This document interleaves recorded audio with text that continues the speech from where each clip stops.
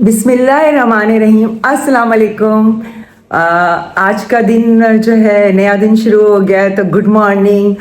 और अल्लाह पाक आपको इस दिन हर मुश्किल से, हर मुसीबत से, हर परेशानी से महफूज रखे, शाद रखे, आबाद रखे, सलामत रहें। साथ मैंने अभी व्लॉग बाद में शुरू किया है। पहले मैंने पेशेंट देखा क्योंकि मुझे थोड़ी देर हो गई थी, क्योंकि सज्जाद के स्कूल में गई थी तो इसलिए मुश्किल हो गई। फिर उसको छोड़ा, फिर खुद यहाँ पे आई और जो है थोड़ी देर हो गई इस वजह से। इससे पहले जो व्लॉग होगा आज का जो होगा वो ज़रूर देखिएगा। वो स्पेशल बच्चों के लिए बनाए। स्पेशल बच्चे कितने मासूम होते हैं, कितने अच्छे होते हैं, ज़रूर देखिएगा, ज़रूर देखिएगा। और जो है मैं आपको अभी दिखाती हूँ कि अभी राउंड के दौरान मेरे स्टाफ ने, जो पंजाब साइड से, उनकी वाइफ पंजाब साइड, वो मेरे व्लॉग देखती हैं, तो वो घर के उन्होंने लीमू जो है वो भेजे हैं। तो मैं आपको दिखा, ये पंजाब से लीमू जो है ना, फ्रेश लीमू, घर के लीमू है ये, और उन्होंने भेजे हैं मुझे, मेरे लिए। दुनिया में लीमू से ज़्यादा किसी भी फ्रूट में विटामिन सी नहीं है जितना इस लीमू में, जो कि सस्ता फल है। इससे ज़्यादा विटामिन सी ऑरेंजेस में भी नहीं होता। जो 100% विटामिन सी है वो लीमू में मिलता है। तो जो रिसर्च है, जो लेटेस्ट रिकमेंडेशन है कि आप वार्म वाटर, हल्का कुनकुना गर्म पानी जिसको कहते हैं ना, कुनकुना गर्म पानी, उसमें ये लीमू का रस डालें, उसमें थोड़ी सी कच्ची हल्दी डालें, और उसमें थोड़ा सा, अगर एक जगह लहसुन कूच के डालें या थोड़ा सा लहसुन पीसो, थोड़ा सा लहसुन डालें और कुनकुना गर्म पानी में ये पिएं और फिर बोलें। अल्लाह मियाँ आपको हर बीमारी से महफूज रखेगा। आपका डिटॉक्स है, ये सबसे बेहतरीन चीज़ है। तो आज का सुबह सुबह की ये ख़ास बात लीमू याद है, क्योंकि मैंने इतना पढ़ा है, मैंने इतनी स्टडीज़ की है। विटामिन सी अमरूद में भी होता है, ऑरेंजेस में भी होता है, बहुत सारे महंगे महंगे फ्रूट्स में भी होता है, लेकिन जो विटामिन सी लीमू में होता है, जिस तरह एग बेस्ट प्रोटीन है, इसी तरह ये लीमू बेस्ट विटामिन सी का सोर्स है। तो प्लीज़ आप लोग लीमू पानी ज़रूर पिया करें, थोड़ा कुनकुना गर्म करके उसमें रस निचोड़ के ज़रूर पिया करें। उसमें थोड़ी कच्ची हल्दी डाला और थोड़ा सा लहसुन डाल के पिएं, तो देखें कितना फ़र्क पड़ता है। और ये वो ट्रीटमेंट भी है जो क्रिकेटर सिद्धू ने अपनी वाइफ के लिए एज ए एंटी कैंसर जो है वो ड्रिंक यूज़ किया था। तो इसलिए ज़रा कॉफ़ी वगैरह पीती हूँ, फिर आपसे बात करती हूँ। और ठंडा ठंडा मौसम है, बहुत अच्छा मौसम है, नींद बहुत आती है, लेकिन वही नमाज रह जाती है। खैर चले ठीक है, फिर बात करेंगे आपसे। पहले ये कैसे बड़ा हुआ करता था, बड़ा था लेकिन अब नहीं, सड़न के कंट्रोल में क्यों करवाया था, इसीलिए बड़ा है कंट्रोल में। बहुत अच्छी है अस्पताल। मैं रूटीन की चेकिंग के लिए आया था, इसी ही बस खराब आया। तो इससे पहले कभी एंजियोप्लास्टी हुई आपकी? मेरा बाईपास हुआ। इनको मैं करवा लेते, देखते हैं आपका दिल कितना कमजोर है। ये इंसुलिन लगा दी है? नहीं, शुगर दोपहर में करेंगे। अच्छा, खाना खाने से कंट्रोल है जब तक कितना सही। एक वो दे दीजिए।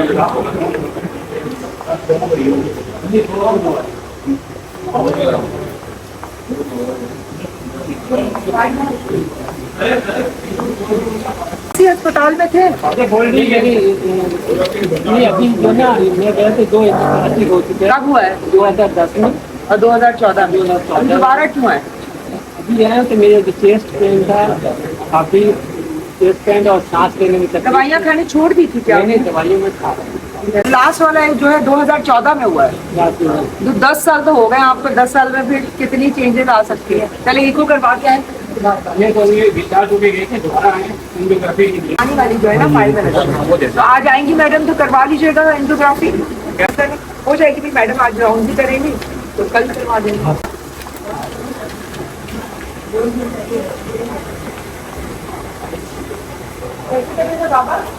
खून का इंतजाम करे फौरन। कब किस चीज से कैंसर? कैंसर था? कीमो कह रही, अल्लाह ना करे तो मैं ईको बोले आप, कीमो बोल रही। इको में जमीन और आसमान का फर्क है। अच्छा बाबा, क्या आप सिगरेट पीते थे? नहीं।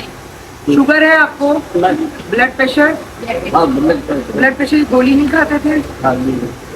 ब्लड की स्लिप दे जाती ब्लड एक बोतल को अरेंज करें। खून की कमी की वजह से अटैक जो है ना वो और बढ़ गया। देखिए हम दवाई खून की कमी तो खून पतला करने की दवाइयाँ देते तो दे नहीं सकते क्योंकि खून की कमी हो रही है। तो लग गया ना क्लेंजिंग। आप देखते हैं ब्लड जल्दी से आज ही अरेंज करें, कोशिश करें आज ही अरेंज करें। जब आए थे तो बीपी कहाँ 130/80 लिखा हुआ बस धड़कन कम हो रही है तो कोई ना कोई दिल पे असर है। तो बहुत बीपी आप गोली भी नहीं खा रहे हैं ना। दो किस्म की बीपी धड़कन कम होती है। एक तो ड्रग इंड्यूस होता है यानी आप गोली खाने से, गोली तो आपको ऐसी मेडिसिन नहीं ले रहे हैं। तो वर्कअप करेंगे कि दिल में कोई ऐसा मसला तो नहीं जिसकी वजह से दिल की धड़कन उसका फिर कम होगी। ये वर्कअप करेंगे मैडम राउंड भी करेंगे, ठीक है। जिन्होंने ये लीमू भेजा है अल्ताफ भाई की वाइफ ने, तो बहुत बहुत शुक्रिया। और आप मेरा व्लॉग देखती हैं इसका भी बहुत शुक्रिया। और जो है बस मैं बहुत बहुत शुक्रिया अदा करना चाहूँगी जिन्होंने मुझे लीमू भेजा, मोहब्बत से प्यार से। गिफ्ट जो होता है, तोहफा जो होता है वो दिल से भेजा जाता है, वो सस्ता महंगा नहीं होता है, एक एफर्ट होती है जो कि मेरे अंदर बहुत कम है। बहरहाल मेरी दोस्तों को शिकायत ही रहती है गिफ्ट के मामले में। I am very boring person, कह नहीं सकते यार, लेने में मुझे कोई इतराज़ नहीं होता। आज सुबह सुबह मैडम का राउंड हो गया और थोड़े पेशेंट कम थे। कभी कभार होता है कम एडमिशन्स होते हैं, तो सीज़न पे डिपेंड करता है, कभी कम एडमिशन्स होते हैं कभी ज़्यादा होते हैं और ये सिलसिला चलता ही रहता है। और अभी जो है ना फाइनल ईयर के स्टूडेंट्स आए हैं वार्ड में, उनको मैंने केस दिया, अभी उनको पढ़ाना है तो उनको पढ़ाऊँगी मैं। मैंने उनको हिस्ट्री टेकिंग के लिए बोला है। तो अभी फाइनल ईयर यहाँ पे अक्सर फाइनल ईयर के स्टूडेंट्स आते हैं। ये मतलब मैं Karachi medical and dental college के, तो उनको भी पढ़ाना पड़ता है हमें। तो अभी मैं आपको जो है दिखाऊंगी वीडियो कि उनको थोड़ा क्लिनिकली जो है पढ़ा रही। जब तक कॉफ़ी पी लूँ लिया तुम लोगों ने कौन से पेशेंट के? आ जाओ इधर ही आ जाओ, इस बाबा के पास आ जाओ पढ़ाना है आपको न्यूट्रिशनिस्ट है, थोड़ा सा मैं पेशेंट के पढ़ा रही हूँ। तो आप लोग उधर दूसरे पेशेंट पे चले गए। फाइनल ईयर के स्टूडेंट्स हैं वो सामने आ जाए सारे। कहाँ से आए हो आप लोग? बाबा आप आराम से ले। चलो बताओ क्या कंप्लेन की सुनी? चेस्ट पेन की कंप्लेन है 4 डेज से और जो रेडिएट कर रहा है। प्रेजेंटिंग कंप्लेन में ये बताओ ओल्ड एज है, कंफर्टेबल है, कोई सिक लुकिंग नहीं है, ये बताना पड़ेगा आपको देख के कि क्या है, ठीक है?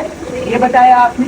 और ये कि he came in the ER with the complaint of chest pain और सिर्फ आप थोड़ा सा मेंशन करोगे, डिटेल आप प्रेजेंटिंग कंप्लेन में दोगे, थोड़ा सा मेंशन करोगे कि चेस्ट पेन 1 डे से या 1 घंटे से और ये सारी चीज़ें। तो प्रेजेंटिंग कंप्लेन में जो वो होगा। अच्छा आज जो मैं तुमको पढ़ाना चाह रही हूँ वो चेस्ट पेन का ही पढ़ाना चाह रही हूँ क्योंकि कार्डियक सेटअप है तो हमें ज़्यादा इसके बारे में नॉलेज हो। तो तुम लोगों ने कितने लोगों ने सबने सुना होगा ना, हार्ट का पेशेंट है तो चेस्ट पेन हो जाता है। तो चेस्ट पेन के तो 100 रीज़न होते हैं। तो सारे पेन चेस्ट पेन हार्ट के पेन होते हैं, हार्ट अटैक नहीं होता है ना। 2 टाइप के पेन होते हैं, कॉल्ड एटिपिकल पेन और typical pain. What is atypical pain? Typical pain is the pain which related to heart disease, यानी हार्ट के सिम्टम्स के साथ में ये आपको लग रहा है। एटिपिकल पेन जो भी अदर देन हार्ट के पेन जो भी होंगे, जैसे मस्कुलर पेन हो गया, बोन का पेन हो गया, आंखों का दर्द, सर का दर्द, जितने दर्द है तो उससे डिफ्रेंशिएट करना बहुत बहुत ज़रूरी है। यहाँ पे ER में 1000 पेशेंट आते हैं OPD में और सारे जो है चेस्ट पेन के पास आते हैं तो सबको कार्डियक इशू तो नहीं होता, तो वो आपको एक्सक्लूड करना ज़रूरी। तो आपको पता होना चाहिए कि कार्डियक पेन या हार्ट का पेन किस तरह का होता है। बिरयानी खा रहे थे फिर दर्द शुरू हुआ। अच्छा, तो किसी को दिल का दौरा पड़ता है या जिसको चेस्ट पेन कार्डियक पेन होगा ना तो उसको यही होगा कि वो या तो वो सो रहा होगा, बैठ रहा होगा, कोई काम कर रहा होगा, अचानक उसको दर्द इंस्टेंट फील होगा और ये दर्द कम से कम आधा घंटे तक लास्ट जरूर कर। अचानक जिसको दिल का दौरा पड़ता है, जो MI का बता रही हूँ, उसको अचानक होता है, वो बैठा है, सो रहा है, खाना खा रहा है तो एकदम से दर्द शुरू हो गया। अच्छा, सबसे पहले ये दर्द शुरू हो गया। दूसरे ये कि किसी भी पेन में सबसे पहली क्या चीज देखेंगे आप, एक तो अभी आप सारी अभी लोकेशन में बताऊंगी वो। दूसरी ये इंटेंसिटी, अभी मैं इसकी बात करी थी तो मैं इंटेंसिटी पे आ जाती। तो intensity is very important, specially MI में। एमआई जैसा एक्यूट मायोकार्डियल इन्फेक्शन होता है, इन्फेक्शन होता है, तो पेशेंट अक्सर यार में मैंने देखा चेस्ट पे हाथ रख के आता है, इतना उसको दर्द हो रहा होता है कि चेस्ट पे हाथ रख के आता है, और उस वक्त उसको ठंडे पसीने आ रहे होंगे और वो उसको मतलब लाइक बिल्कुल उसको मतलब बर्दाश्त नहीं हो रहा होगा, इतना शदीद पेन होता है। अच्छा, जो चेस्ट पेन होता है वो किस तरफ होता है, पहले इंटेंसिटी बता रहे हैं। अगर एंजाइना है, जो हार्ट का पेशेंट है, उसको तो हल्का हल्का दर्द हो सकता है वो जैसे, लेकिन जो दिल का दौरा पड़ता है वो शदीद पेन होता है और इंस्टेंट पेन होगा। ठीक है। अच्छा, अब ये है कि पेन कहाँ कहाँ होता है, दैट इज इम्पोर्टेंट। कहाँ कहाँ होता है सीने का दर्द, बताओ। जो रेडिएट करेगा towards heart, या फिर jaw पे या neck पे। यहाँ दर्द होता है, हार्ट दर्द है, सही, यहाँ पे रखा होता है। ये वाला हिस्सा जो होता है ना दर्द, ये वाला हिस्सा इसमें दर्द होता है, सेंटर, ये वाला। लेफ्ट पे और राइट पे रेडिएट कर सकता है, लेफ्ट पे भी रेडिएट करेगा, राइट पे भी, लेकिन बेसिकली जो ये सेंटर का दर्द होगा। अच्छा, ये दर्द जो होगा ना, इसकी लोकेशन जो भी मस्कुलर पेन में हमेशा पेशेंट कहेगा ये उन्हीं से जाएगा, ये इतना दर्द है, ये बल्कि। लेकिन जो हार्ट का पेन होगा ना, वो पूरा फैला हुआ दर्द होगा, कम से कम 4 उंगली तक तो फैला हुआ होगा। सही है। तो ये दर्द बड़ी डिफ्रेंशिएट, बड़ी वेरी हम लोग प्रैक्टिकली करते हैं तो इसकी वेरी इंपॉर्टेंस है, ये फैला हुआ दर्द होगा। ठीक है। अच्छा, रेडिएट जो आप लोगों ने बताया लेफ्ट बाजू में भी जाएगा और अंदर और ये कंधे में जाएगा, पीछे जाएगा, ये जबड़े में जाए, ये आपकी चॉकिंग हो सकती है। Most important sign of heart attack is choking. लोगों को पता नहीं चलता, दम घुट रहा होता है, गले से कुछ निकल नहीं रहा होता, दांत में भी पेन हो सकता है, जबड़ों में भी पेन हो सकता है। ठीक है। तो ये सारी चीज है। और जो मैंने अभी चेस्ट का बताया, तो एपिगैस्ट्रिक पेन भी हो सकता है, रेडिएट एपिगैस्ट्रियम में भी कर सकता है। बाद दफा लोग इसको अल्सर का पेन समझ रहे होते हैं, लेकिन ये रेडिएट कर सकता है, ये हार्ट का भी पेन हो सकता है। आपको ऐसा लगेगा कि जैसे किसी ने पत्थर, भारी पत्थर रख दिया, हैवीनेस होगी चेस्ट पे, जैसे भारी पत्थर रख दिया। कभी स्टैबिंग पेन भी हो सकता है, लेकिन मोस्टली जैसे कोई आपका सफोकेशन हो रही है, आपका हैवीनेस बहुत ज्यादा हो, तो भारी पत्थर। एग्रावेटिंग और रिलीविंग फैक्टर। एग्रावेटिंग फैक्टर ये होता है कि अगर ये हार्ट का पेन है ना, तो किसी भी एग्रेशन, जैसे इन्होंने खाना खाया बढ़ गया, तो ये वॉशरूम गए बढ़ गया, इन्होंने कोई भारी चीज उठाई बढ़ गया, इनको स्ट्रेस हुआ बढ़ गया। तो एग्रावेटिंग फैक्टर जो है नंबर 1 तो स्ट्रेस है। ठीक है। अब ये स्ट्रेस फिजिकल भी होगा और मेंटल भी होगा, और वॉशरूम जाके भी वेजोवेगल रिफ्लेक्स होता। कार्डियक पेशेंट अक्सर तुमने सुना होगा बाथरूम में डेथ होती, क्योंकि जो ड्यूरिंग डेफिकेशन आपका वेजोवेगल रिफ्लेक्स आउट होता है, पेशेंट कोलैप्स हो जाता है अगर आपका जो पंपिंग सही ना हो या कार्डियक पेशेंट होता। इसीलिए जो है ना, हम लोग यहाँ पे जो पेशेंट होते हैं, जो कार्डियक पेशेंट होते हैं, उनको व्हील चेयर में वॉशरूम भेजते हैं ताकि एक्सर्शन ना हो। ठीक है। और पेशेंट हमें कहते हैं डॉक्टर साहब वॉक कर लें, वॉक कर लें। मैं कहा नहीं, अभी इस कंडीशन की अभी आपको हार्ट अटैक हुआ है, तो इस वक्त आप वॉक नहीं कर सकते, जब आपकी तबीयत ठीक हो जाएगी तो फिर करेंगे। रिलीविंग फैक्टर जो होती है ना, वो इस तरह होगी, जब भी किसी को कार्डियक दिल का दौरा पड़े, घर में भी किसी को चेस्ट पेन हो, कुछ, सबसे पहले तो उसको कपड़े लिबास को ढीला कर दो। मतलब पहले मैं दिल के दौरे पे बताऊंगी, बाकी रिलीविंग।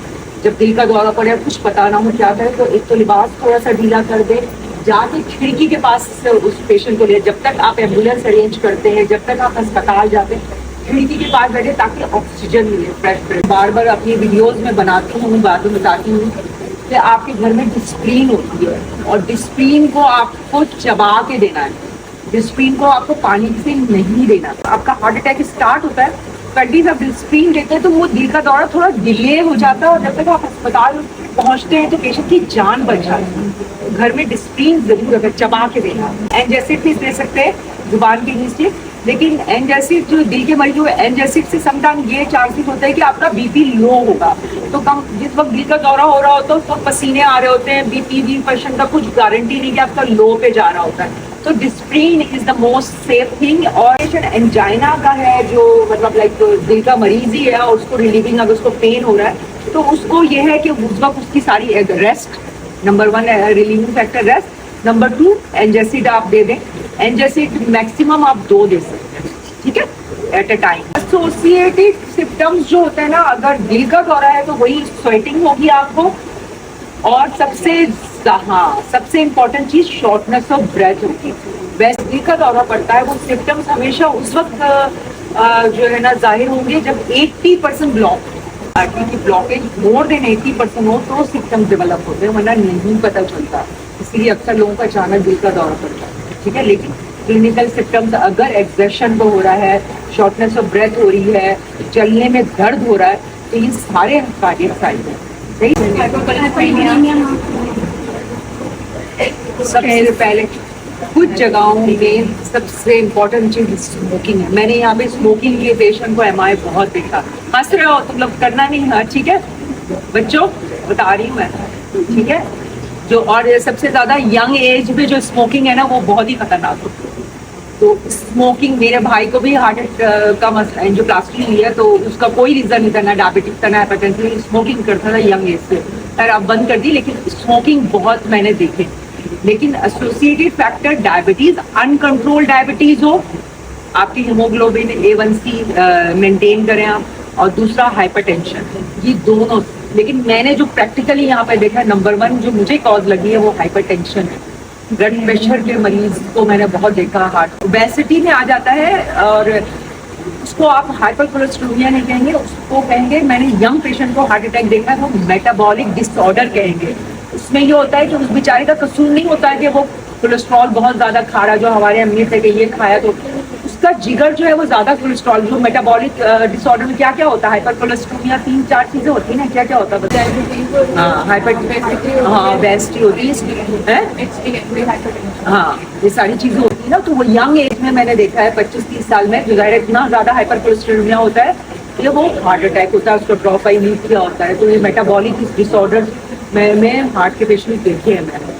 प्रीवियस हिस्ट्री जो है ना इम्पोर्टेंट है कि वो कार्डियक पेशेंट है कि नहीं। अगर एक कार्डियक पेशेंट है और किसी को फालिज हुआ है तो आप बहुत ज़्यादा वो है कि मसला हो सकता है, ये आपको देखना। Family history is very important. लेकिन फैमिली हिस्ट्री में क्या चीज़ देखना जो इम्पोर्टेंट है, सभी को हार्ट अटैक बहुत लोगों को होता है, तो आप क्या, hypertension, hyper cholesterolaemia, age less than 50 होगा ये हार्ट अटैक है। अगर इनके किसी रिलेटिव खून के ब्लड रिलेशन में जिसकी कम लेस देन 50 में जो है अगर हार्ट अटैक हुआ है तो वो फैमिली इंपॉर्टेंट है। तो 50-60 साल के तो सभी के हो जाते हैं, लेकिन उन 50 से कम हो तो डेट इज वेरी। इसीलिए कहते हैं ना कि 50 साल के बाद आप ECG करवाएं और अपना चेकअप करवाएं। तो 50 साल से कम है तो उसका फैमिली हिस्ट्री बहुत स्ट्रॉन्ग है। फिर कोई पेरेंट्स की यंग एज में डेथ हुई है, that is very very important. Treatment MI की क्या, चलो ये भी बता रही थी, चेस्ट पेन जब बता रही है MI की ट्रीटमेंट, फर्स्ट ट्रीटमेंट क्या करेंगे MI की? बहुत सारे लोगों को नहीं पता कि सबसे इम्पोर्टेंट चीज़ जो MI में हार्ट अटैक में होता है वो आप उस वक्त इंस्टेंट पेन रिलीफ करें। और पेन रिलीफ पैथिडीन से होता है, लेकिन हमारे पास अवेलेबल हम किन्जी देते हैं, लेकिन बेसिकली पैथिडीन देना चाहिए और पेन रिलीफ करने चाहिए। पेन रिलीव करने से 50% अटैक की जो है वो उसकी शिद्दत में कमी आती है। और डिस्प्रीन मैंने बताया आपको, और जो क्लोडोप्रेडिल जो लोप्लेट है वो 4 देंगे आप, वो देंगे आप, और हेपरिन आपके पास पड़ी है तो आप वो दे देंगे। बीटा ब्लॉकर नहीं, बिल्कुल नहीं देंगे बीटा ब्लॉकर। कैसे देंगे? अगर पेशेंट को इंफीरियर वॉल MI है तो वो ऑलरेडी ब्रेडी में जा सकता है, आप तो रिस्क लेंगे ना। बीटा ब्लॉकर आपकी जान खुलना उस वक्त बचाएगी। हाँ, नाइट्रोग्लिसरीन दे सकते हैं। अगर पेशेंट का BP हाई है तो आप जैसे जो आपके आइसोकेट के इंजेक्शन जो है नाइट्रोग्लिसरीन इसलिए देंगे, उससे क्या फायदा होगा, आपका एंजाइना भी रिलीव होगा, ब्लड प्रेशर भी रिलीज होगा, तो वो दे सकते हैं आप, वो देंगे। हेपरेनाइज करेंगे फॉरन। इंक्यूबेशन पीरियड कितना होता है? बहुत वैसे तो फ्लेक्सीन देते हैं, शॉर्ट एक्टिंग जो है आपको देंगे, लेकिन है हाँ तो शॉर्ट टर्म है ना, तो फौरन आपको इमीडिएट रिलीफ करने के लिए हेपेनाइज करनी जरूरी है। और 4 घंटे के अंदर प्राइमरी एंड जो लेटेस्ट रिकमेंडेशन है with in 4 to 6 hours, minimum maximum 6 hours, लेकिन वैसे एवरेज जो है 4 आवर्स। 4 आवर्स के दौरान अगर आपकी प्राइमरी एंजियोग्राफी और एंजियोप्लास्टी हो जाती है जो प्राइमरी, तो उससे क्या होता है कि पेशेंट को जो इंफेक्शन की डैमेज होता है उससे बच जाता है। हमारे यहाँ तो एंजियोग्राफी एंजियोप्लास्टी बाद में होती है, लेकिन अगर हमने प्राइमरी एंजियोग्राफी की कितनी है इंपॉर्टेंस है, अगर जो लोग इमीडिएट हमारे यहाँ अस्पताल आना, फिर 10 अस्पताल के चक्कर, इसलिए हमेशा ऐसे केयर में कार्डियक सेटअप में जाएं जहाँ प्राइमरी एंजियोप्लास्टी की फैसिलिटीज हो, क्योंकि आपके पास इतना वक्त नहीं होता कि आप इधर से उधर उधर से उधर जाएं। या फिर आज के लिए इतना ठीक है, थैंक यू। चलो दूर से पता तो चले तुम लोगों को पढ़ाया। अरे तुम लोग ने अपनी भी थोड़ी बहुत ले ली थी, पता ही नहीं चला कि तुम लोग को पढ़ाया। मैडम को फाइल दिखाने जा रही। मुनीर, मैडम कहाँ पे हैं? मैडम कहाँ पे हैं? पूछ रहा हूँ मैं असल में वहाँ ऊपर तो नहीं है? ऊपर तो साइड में आई हूँ फाइल दिखाने के लिए।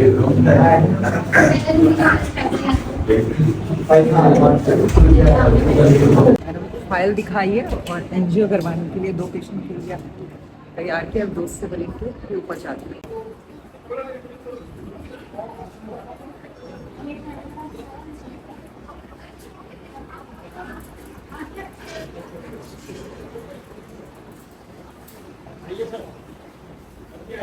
मैडम को पेशेंट चेक करवा दिया। मैडम जब आई थी तो पेशेंट इको में गया हुआ था, तो मैडम ने पेशेंट को चेक नहीं किया था, तो मैंने सोचा कि मैडम को जो है ना फाइलें दिखा दूँ, और फाइलें दिखा दी। मैडम ने एंजियोग्राफी लिखी, मैं वापस पहुंच जा रही हूँ।